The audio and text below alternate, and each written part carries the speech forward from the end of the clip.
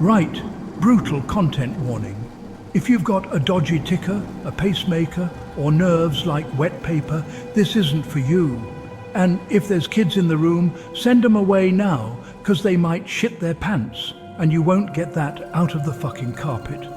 This is a true horror story that I made up for Halloween. So, take a seat, open a beer, keep your spare underwear close to hand, because you're about to shit in your chair.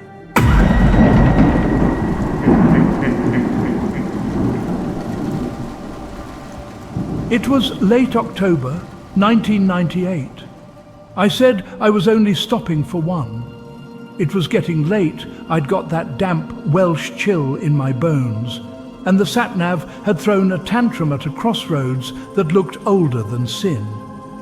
The road ahead narrowed to the width of a ribbon between hedges that leaned in like old women with gossip to share. Mist gathered round me that hadn't been there a moment earlier. I carried on, planning to turn round if the lane ever widened enough to let me breathe. Then, out of the misty dark, I saw a rusty sign on a single chain, creaking as it swayed. It was bolted to thick old timber, paint flaking like half-picked scabs on old skin. The sign read, "The Quiet Man." I should have carried on. Curiosity took the wheel like it always did. The building looked older than the road it sat beside. Norman stone walls hunkered down into the earth as if they got roots. A thick oak door, studded with black iron and marked by age like a museum relic, guarded the way in through a low arch that forced you to bow unless you were 5 feet tall. It felt like the sort of joke medieval builders enjoyed inflicting. The place sat in a dip, as if the land had breathed in and forgotten to breathe out again. Locals later told me it had gone up in the early 1200s. They also told me it was built on an ancient Druid burial circle. I laughed at that like an idiot. Little did I know. It was.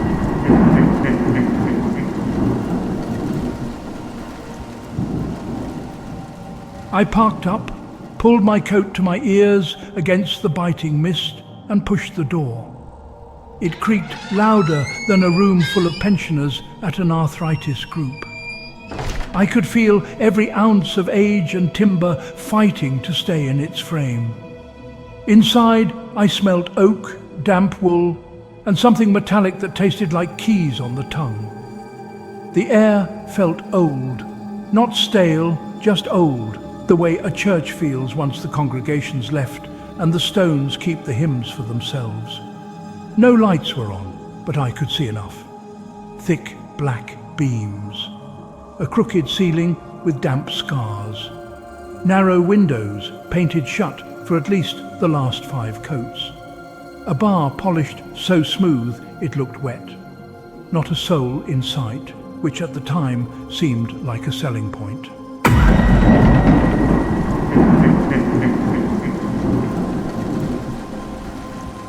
There was a fresh pint already on the bar, foam sliding down the glass like it knew gravity was in on the joke. No one behind the counter, no one to pull it, just a full pint sitting there like an imminent handshake. I told myself it was meant for someone else. I called out. The room listened, then pretended it hadn't heard me. The pint didn't move. No one came to claim it. I took a sip. It was as cold as a toe tag. No hops, no malt. A smell like wet leaves and old stone after rain. Not unpleasant, but wrong. Like lifting a glass you thought was water and finding milk. I told myself it was a local thing. Wild yeast, ancient barrels, monk nonsense. The usual lies you tell when you want to keep drinking.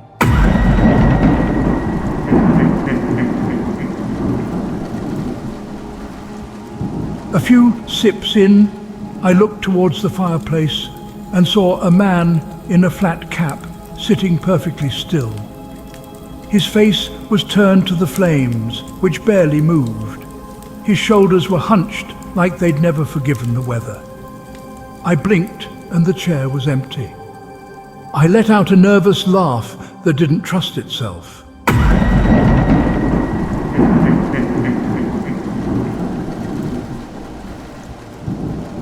I looked back at the bar and my glass was full to the brim again. I don't scare easily. I like haunted stories the way I like spicy crisps. Pain with flavour. I told myself it was a trick of a tired brain. My eyes were playing pinball. I took another sip and the metallic taste came back, stronger now, as if the glass had teeth. A woman stood behind the bar with a bar towel on her shoulder. I hadn't seen her enter. She looked like she belonged to the place. Pale skin that showed the blue underneath. Eyes that carried bags like an insomniac shopper. Long, unbrushed hair, the colour and smell of cigarette ash. Her hands moved in a quiet mime, as if they were remembering the job while the mind was elsewhere. I said hello and asked if they were open. She said they were always open, and her voice travelled like a draft under a door. I asked for a pint of something interesting.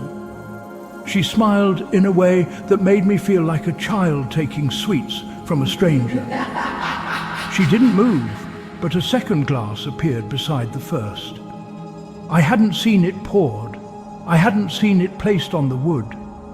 The head was ghost white and clung on as if it feared the drop. I looked up into the mirror behind the optics. The reflection showed a room that didn't exist.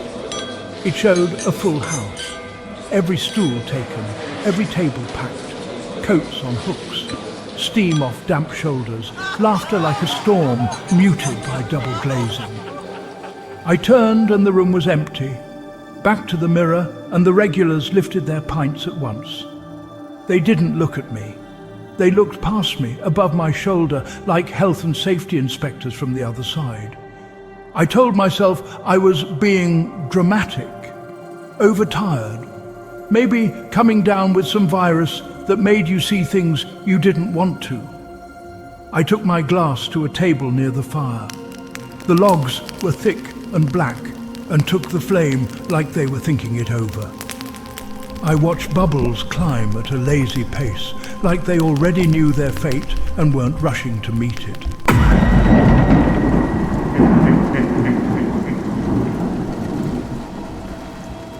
A tall man stood by the bar where there'd been no one a second earlier.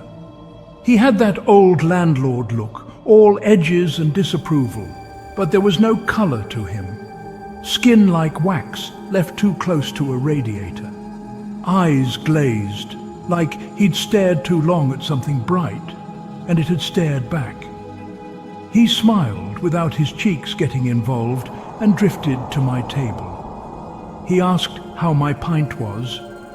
I acted like nothing could faze me and said it was interesting, which is what I say when I don't have a compliment ready and don't want to start a fight.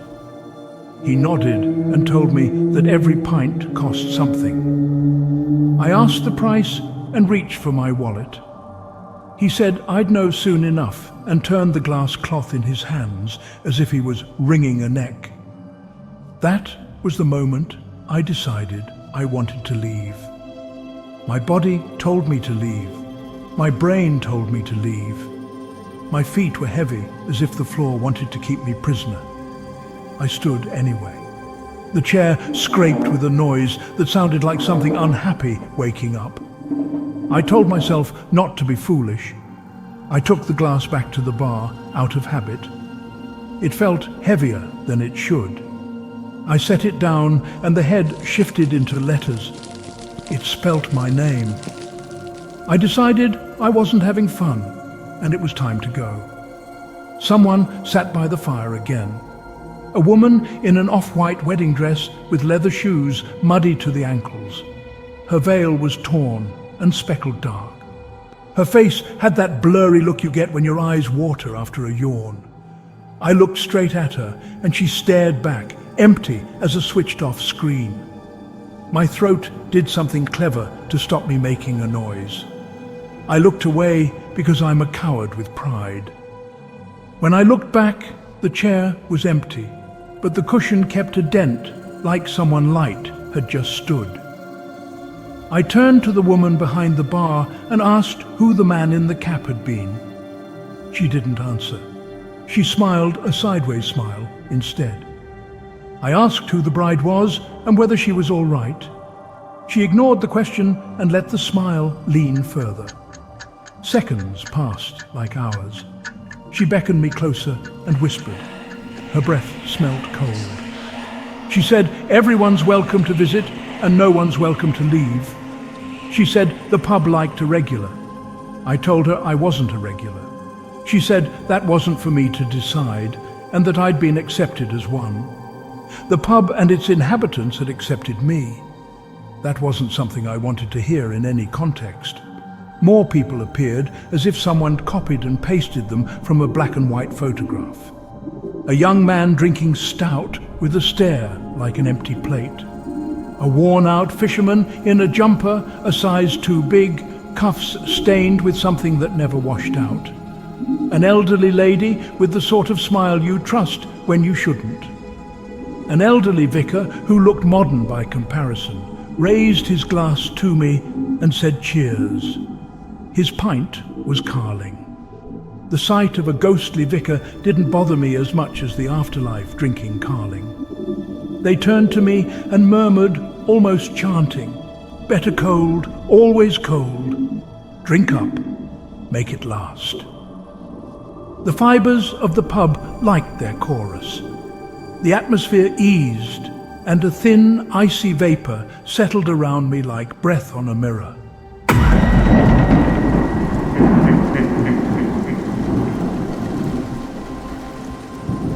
I looked at my glass again. The bubbles were rising in pairs now, like footsteps in the snow. Letters formed in the foam. My name followed by the letters R.I.P. I put the glass down and ran for the door. It was locked. No key. I turned and ran for the back, hoping for a beer garden and a fence I could insult on my way over. The corridor was narrow and the walls bowed inward the way old houses do, but this felt like something else. It felt threatening and deliberate. The plaster was cracked. The ceiling was stained yellow and holed in places so that threads of night showed through. The floor dipped and felt more like a mattress than stone. The air grew colder, tasting faintly of soil and something recently disturbed.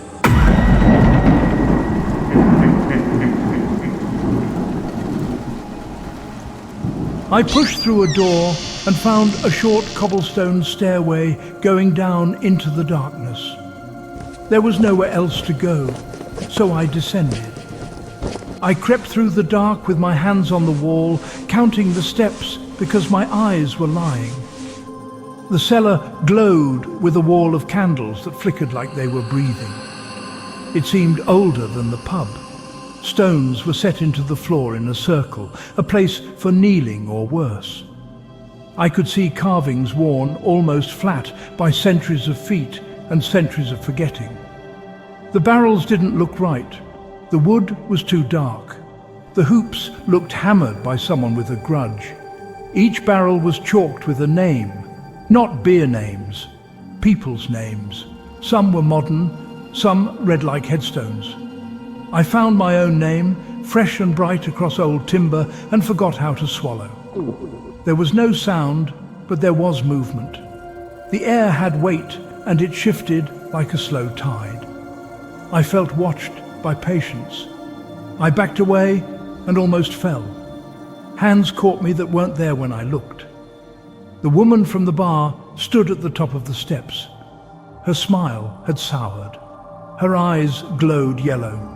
Her dress lifted in a breeze that didn't exist. I was scared and shaking. I had nothing clever to say. She floated down and said in an echo of a voice that the barrels belonged to those who'd forgotten to pay. I asked with a scared stutter what the bill was. She said the bill was time and that the house always collected. I told her I'd pay. I had money. I had a card. I could tip. She shook her head and said, almost growling, "Money did nothing here." She said every pint poured brought someone back for a little while. She said I'd accepted the pub's hospitality and drunk several, and that in return I'd exchanged my time for the dead.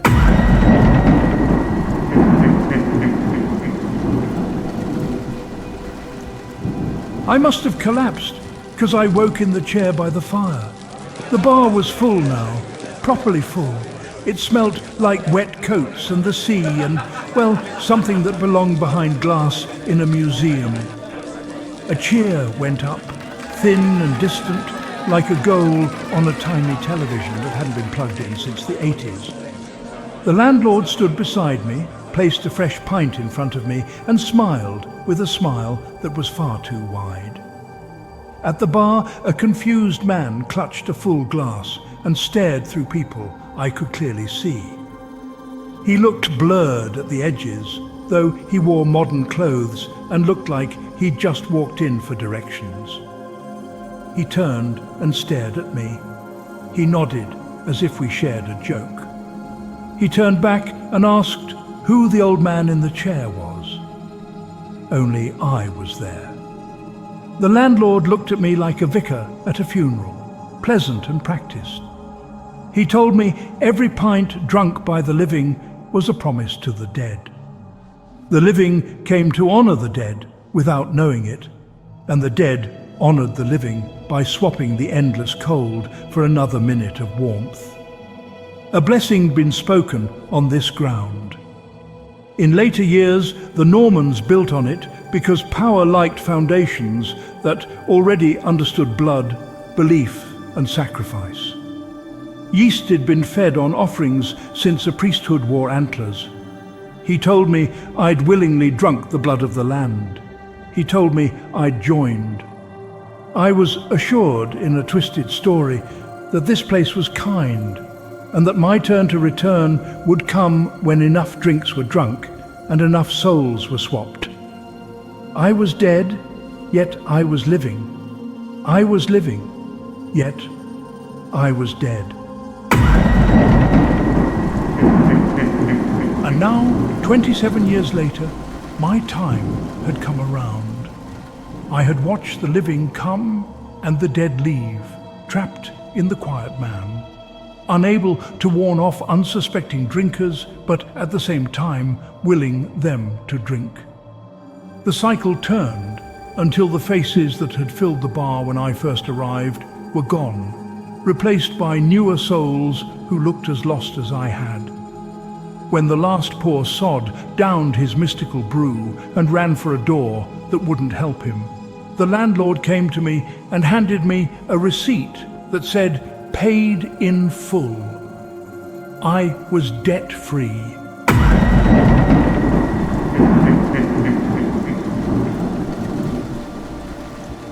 The front door opened for the first time in almost 30 years. Daylight streamed in like a golden flood. My legs forgot how to work. My brain reminded them. I ran like I had grown frog's legs and stuck them on back to front. The next thing I knew, I was out in the lane with the hedges and the wind that smelt like wet wool. I turned to laugh and call it a bad dream. The quiet man simply wasn't there. Just a field, hedges, a lone, leafless tree.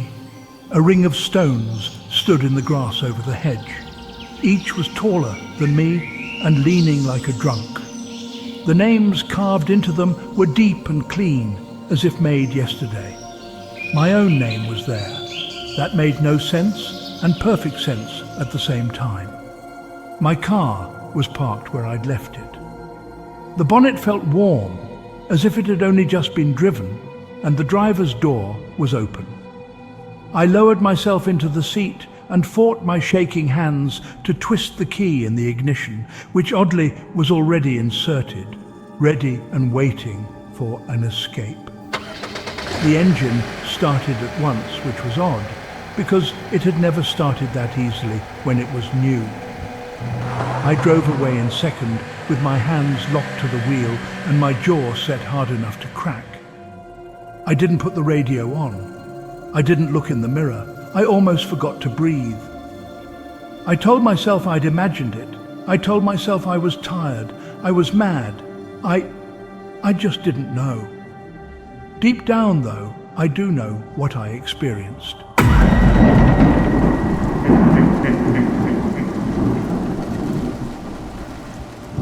I can't live with the idea that some poor sod will wander in, buy a round to be kind, and spend eternity as a trapped soul because I kept my mouth shut. I'm not saying don't drink. I'm saying don't drink there. If you find yourself near a dip in the land where the hedges lean together and the moon seems to drop an inch to hear gossip, keep going. If you see a sign for the quiet man, don't stop. The pint's already poured and the head looks like it knows your name. If you wake in the night and hear a glass touch wood in a room with no one in it, say no thank you out loud. If you pour water and the bubbles line up like good soldiers, stir it with a finger and tip it down the sink.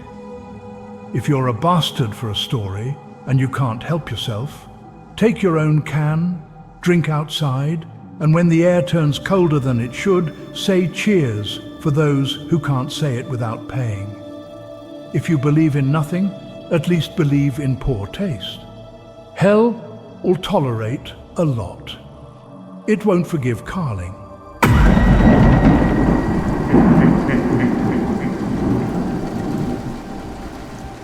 I'm not brave and I'm not holy. I'm a man who used to love the sound of a busy bar on a Friday and now winces at the clink of glass. I think something of me stayed in that room.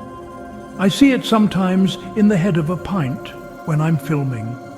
A face that looks like mine, but's forgotten what warm feels like. It smiles and mouths the word cheers, and the foam holds the shape for a little too long. I blink and it's gone. I clean the glass and tell myself it's nothing. It's not nothing. It's the bill.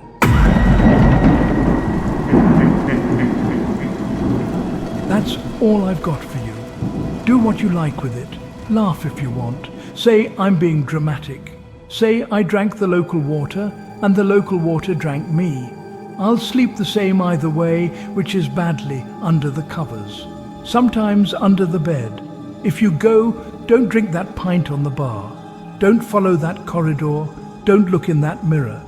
If you find yourself with a carling in your hand and you don't remember asking for it, set it down gently and walk away without looking back. If a polite voice tells you every pint's a promise, tell it you've given enough away. Happy Hopperween. Tip the living. Pray for the dead. And for the love of all that's warm and breathing, don't make any bargains you plan to keep. If you're still here, please like this true story and subscribe to my channel. My subliminal message has been heard, and that's your bill. That's your debt. And now your soul is mine. Hopper out.